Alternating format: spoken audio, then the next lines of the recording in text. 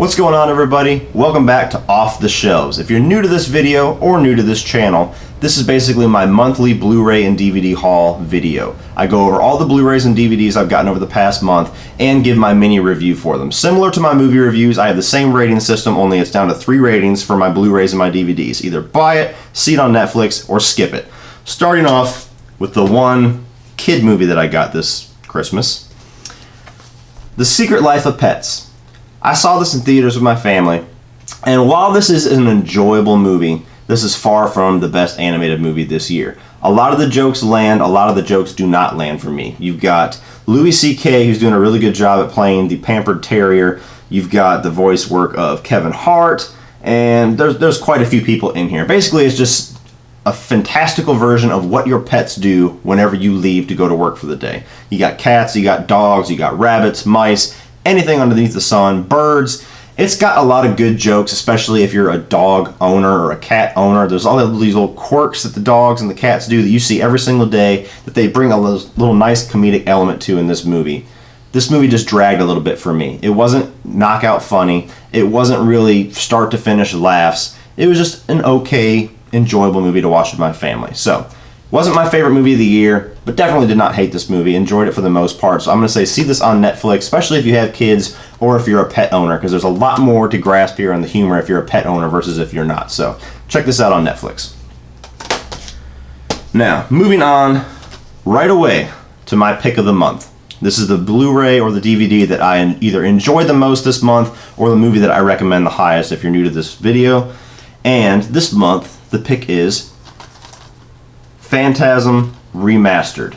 Now, for those of you who've been following my channel for a while, you know I'm a Phantasm fanatic. I gave a very scathing review to Phantasm Ravager, and it's because I love the original and the second one, which I'm getting ready to talk about in a second, so much. And this is one of the best remasters I have ever seen. Phantasm is from 1979, directed by Don Coscarelli, and it basically is a sci-fi horror movie telling the story of this mortuary in this small town, where this creepy man called the Tall Man shows up, and basically people start dying, their bodies start disappearing, there's some strange things going on around town, and you have these two brothers and their best friend Reggie trying to discover what the hell is going on in this mortuary.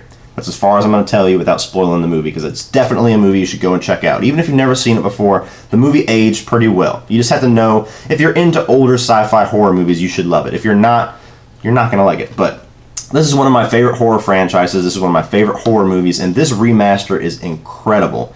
I think J.J. Abrams was behind this remaster for the most part. Yeah, J.J. Abrams' Bad Robot Productions was in charge of this, and this is one of the best remasters because there are scenes that they have remastered in this movie that look damn near as good as movies that are released today. It's incredible because this is an old movie.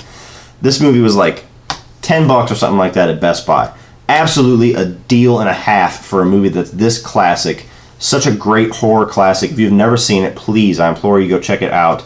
This is a great remaster to add to your collection if you are a Phantasm fan. So absolutely go out and buy it. Moving on from that one is a movie that I also love very, very much, but doesn't get talked about near as much as the original.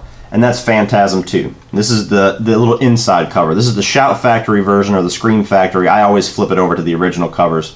And this is a great release for Phantasm II. Phantasm II was the one that I watched the most as a kid. It was the one that I watched even before I saw the original. I think I just grabbed it out of my dad's VHS collection and just started watching it, and I've always loved this movie. It's arguably even better than the first one. The first one has more of a classic appeal to it, and it's probably the one that will be remembered the most, but this one just has a cooler edge to it. This is basically the story continuing directly off the end of Phantasm, and this is more of a two guys on the road hunting down the Tall Man type movie, not necessarily contained in a small town, like this mystery element to it. It's like a hunt movie.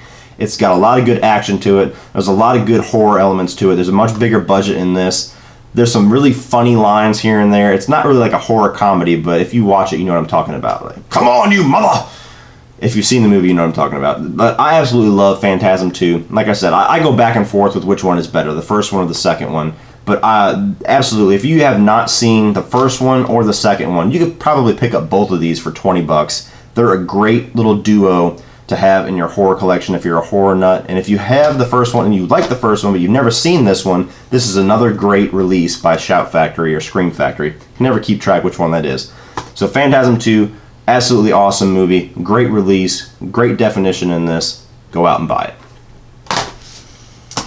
Moving on to probably the biggest release this past month, Suicide Squad, the extended cut.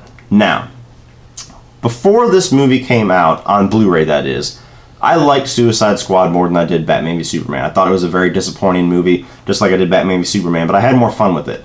But I had a lot of expectations out of this Blu-ray release because the Batman v Superman Ultimate Edition, extended cut was such a night and day difference from the theatrical cut. They fixed so many problems. It was a completely different movie. This is not the case with this. And they marketed this to be the same way as Batman v Superman because they knew most people that didn't like Batman v Superman, or at least a good amount of people, liked the extended cut more. And they were banking on everybody going out and buying this, thinking that this was going to be the same thing. A much different movie. It's not. The extended cut adds absolutely nothing to this movie. They add a few little extended sequences of the squad talking to each other while they're walking through the street. They add one extra Joker and Harley scene, even though they have, according to Jared Leto, enough scenes left on the cutting room floor to film an entirely own Joker movie. They have that much deleted footage. They only decided to put one more scene back in this. And the one scene that they put back, if you've seen the theatrical cut, you know that the Joker and Harley relationship is portrayed as very codependent. Joker is psychotically obsessed with Harley. Harley is psychotically obsessed with Joker. They're codependent. And apparently the Ayer cut, before the studio cut all the scenes, portrayed it much differently. The Joker is obsessed with her, but also abusive, manipulative, just like he is in pretty much every other iteration you've seen him in. The animated series, the comic. And Harley Quinn is much more of like a victimized dependent on the relationship. Totally different way than they portrayed it in the theatrical cut. So when they take the one extra scene and they stick it in this movie that is very much part of that Ayer cut, where he is the abuser, he is the manipulator, she is the one who is genuinely in love with him and he just kind of uses her, it totally throws off their relationship for the movie because that one scene just stands out and just throws the tone off completely for me. And I hated that they did that. If you're going to add something in, why you did not put all the Joker scenes back into this extended edition baffles me. For one, why do you hire one of the best actors today to bring one of the most iconic, if not the most iconic comic book villain ever in a movie? Then you chop out almost 90 to 80% of his scenes, apparently is how much it was cut out. And then you market this extended edition, and they market it heavily with a lot of Joker and Harley scenes in the trailer, and you get one extra scene. So this release actually kind of pissed me off. I enjoyed the movie, has a lot of problems. It gets a little bit worse every time I watch it, but this extended edition, to me, made the movie worse because it just drew more attention to the problems of the movie, didn't fix anything, didn't add anything to the movie, and it really just messed up the whole tone of the Joker-Harley relationship. So check this out on Netflix because the movie is worth seeing, even if you're not a DC fan. I think there's more to enjoy than this movie than more people give it credit for. There are some huge errors in this movie. It is not a great movie by any means. But it's a fun movie. It's a fun experience. I had fun with the movie. Me and my girlfriend went to see it opening night, and we enjoyed ourselves. We enjoyed the movie, despite all those problems. But this extended edition was just kind of a mess to me. I prefer the theatrical edition. I might be in the minority with that. So check it out on Netflix. Don't necessarily go out and shell out your money for this unless it goes on sale. Netflix people. Moving on to what I honestly think is the best action movie that we got this year. Speaking on just strictly action movies, and that's The Magnificent Seven. This is Antoine Fuqua's remake of the classic Western Magnificent Seven, starring Denzel Washington, Chris Pratt, Ethan Hawke, Vincent D'Onofrio. Great cast in this. This movie has some of the most kick-ass gunfights I have ever seen in my life. The action in this movie is phenomenal. Denzel Washington's always good. Chris Pratt's always fun. Ethan Hawke and Vincent D'Onofrio are probably the coolest characters in this little group. The other guys don't get a whole lot to do, to be honest with you. Like the Native American characters gets no development whatsoever. The Mexican character gets no development whatsoever. The Asian guy who's with Ethan Hawke gets some development, but not a whole lot. It's mainly the main stars that you see, the recognizable names that get some development in this. So I really enjoyed this movie. As far as negatives, I have my full review. You can check it out on my channel. I did review this movie when it came out in theaters. The villain, played by, I think it was Peter Sarsgaard. Yeah, Peter Sarsgaard. His villain's a little ridiculous. He's very over the top. He's a mustache twirling, cartoonish villain. I didn't buy him at all. I didn't feel threatened by him at all. And Chris Pratt, to me, even though I knock him once in a while because it seems like he plays himself in a lot of roles, about 50-50 on his jokes in this movie. 50% of them really land and they're funny and they're cool for his character. 50% of them seem very forced, very written, very, spliced in there where there didn't need to be a funny moment. So I didn't love his character in this movie. When he's on and he's great. He pairs very well with Denzel Washington, but when he's off, it just feels like Chris Pratt getting injected into a serious action movie. So just a few negatives, but this to me was the best action movie of the year. Captain America Civil War had the best action sequences, but I consider that a comic book movie. The best just pure action movie this year, Magnificent Seven, baby. So go out and buy this. Going from the best action movie of the year to this. Morgan. This movie is basically like a blatant ripoff of Species and Hollow Man kind of mishmashed together. Basically tells the story of this research group who is creating humans in a test tube. They get these special abilities, they're very smart, they're very keen, they age very quickly.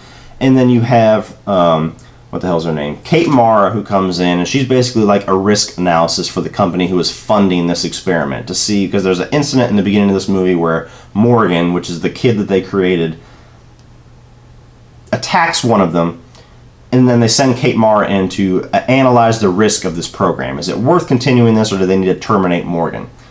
And while this movie starts out intriguing, it gets very cliche. It does a lot of things that I've seen done better in other movies, like the two that I just mentioned, Species and Hollow Man. And it tries to force this twist into the end that if you did not see coming by the end, I guess you were just on your phone the whole movie, because to me it was like the most telegraphed twist that I've seen all year. I turned to my girlfriend literally when we were watching this movie, and I was like, I bet you this is going to happen.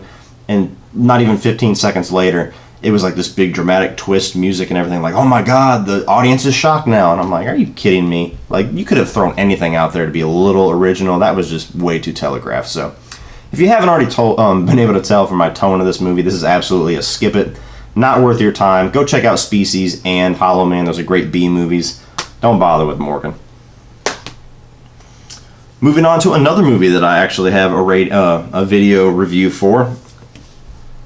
Snowden. Now, this is the movie directed by Oliver Stone, and it's telling the story of Snowden. You all recognize Snowden. If you don't recognize his name, you'll recognize his picture. This is the whistleblower, the guy that blew open the whole thing with the National Security Agency and just how America was spying on Americans through their computers and their digital devices. He blew the whistle on all of that. Now he's living over, I think, in Russia somewhere. He's in exile. He can't come back to the U.S.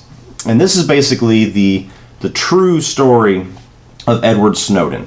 You got Joseph Gordon-Levitt playing Snowden. And this movie was an interesting movie.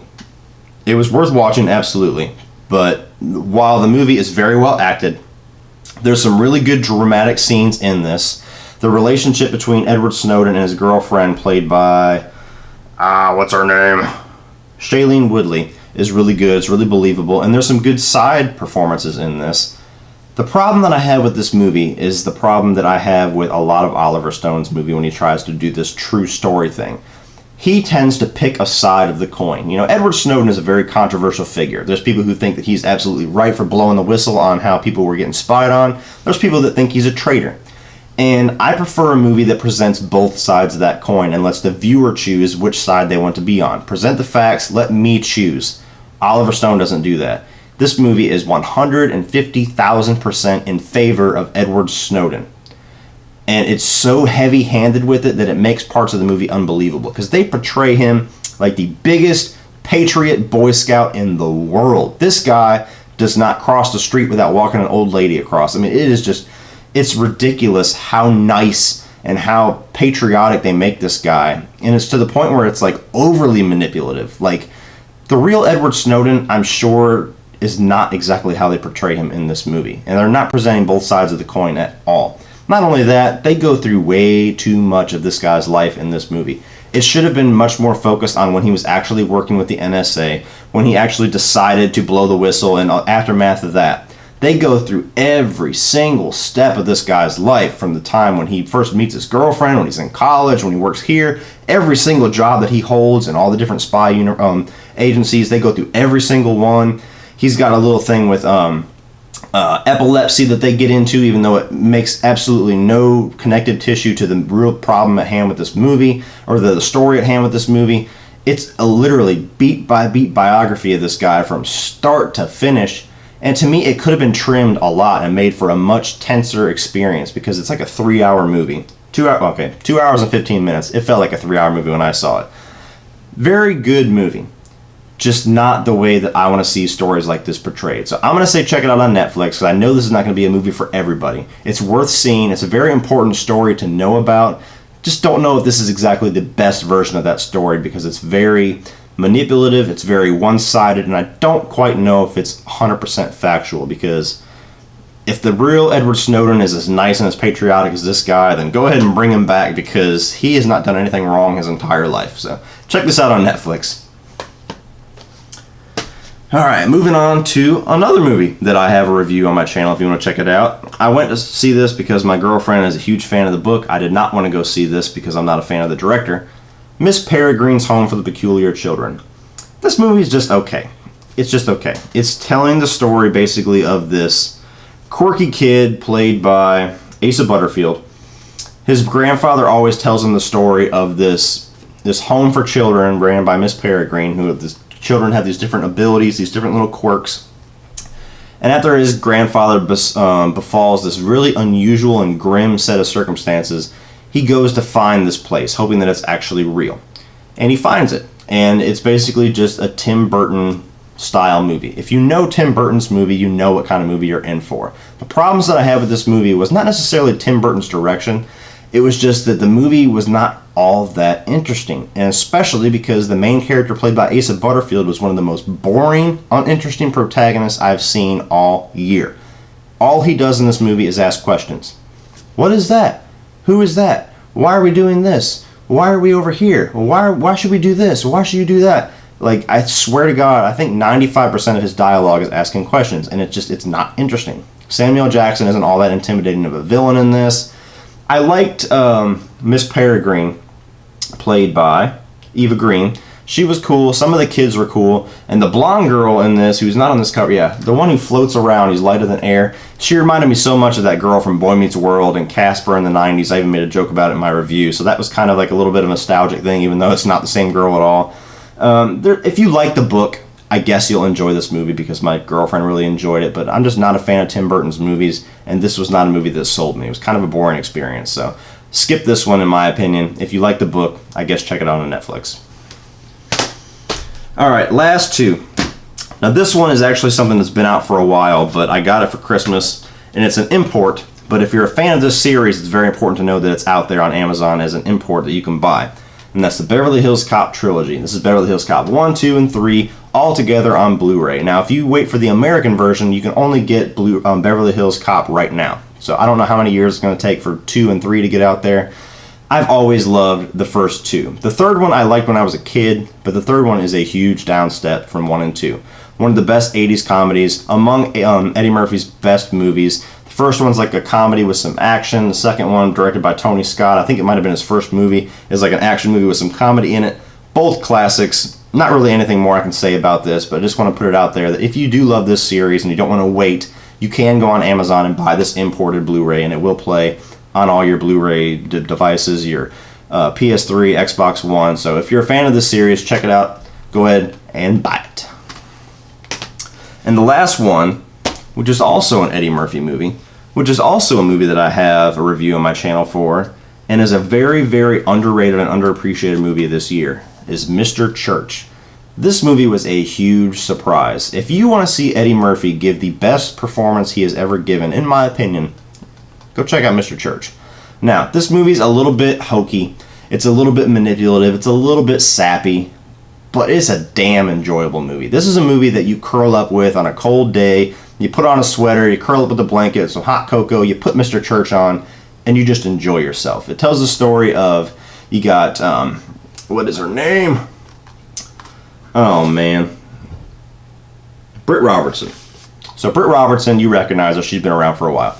Britt Robertson, her mother's dying of cancer, and her mother's ex-boyfriend or lover basically pays Mr. Church, played by Eddie Murphy, to be a cook and basically like a house sitter assistant, basically, to Britt Robertson and her mother until her mother passes away of cancer. That's like his way of giving back. And Mr. Church develops this family relationship with Britt Robertson's character and her mother. And even after her mother passes, with Britt Robertson throughout her entire life. It's a story about people connecting through love. It's about people connecting and being family with each other, and love transcending age, transcending race, transcending backgrounds. And it's just such a beautiful story. Like I said, it's a little manipulative, it's a little hokey, it's a little bit sappy here and there. It definitely wants you to cry in this movie. But it's such an enjoyable movie. Eddie Murphy is so charming in this, so subtle, and just so fun to watch with his interaction with Britt Robertson and the mother. It's just a sweet movie. Now, the only other negative I'll bring up is that this movie is narrated by Britt Robertson. And when you get to the movie, it makes sense why she's been narrating the whole movie. There's a few scenes in this movie that I feel like they had the opportunity for a nice dramatic moment, but they choose to give her a narration to just kind of skip over that and just narrate what happens. But like I said, if you like just comfortable movies that you can put on and just enjoy, you're not going to find a better one this year than Mr. Church. This movie was highly unwatched, and even the reviews that are out there are scathing to this. They're so unfairly critical to this movie. Like I said, this is not a movie trying to be an Oscar winner. This is not a movie trying to be on the best of 2016 list. It's just Eddie Murphy doing something different and doing it damn well. So absolutely go out and buy this. I enjoyed the hell out of this movie. It would be in my honorable mentions, the best of the year on it. Like if I did top 20 of 2016, this would probably be around 19 or somewhere in there. I enjoyed the hell out of this. Get some tissues if you're easily emotional about movies, because like I said, it's going to make you cry, but just a damn enjoyable movie. Go out and buy Mr. Church. Well, that does it for December, guys. Thank you for coming back to Off the Shelves. I'll be back again next month with all my releases from January. Put your own thoughts on these films down below, your own reviews. Tell me how you like this show. Is there anything you want to see me do differently with it? And please like and share this video and hit that subscribe button. That way you get to come back and see me next time. But if that's not soon enough to check out some more of my videos, you can check out a few more by clicking right over here.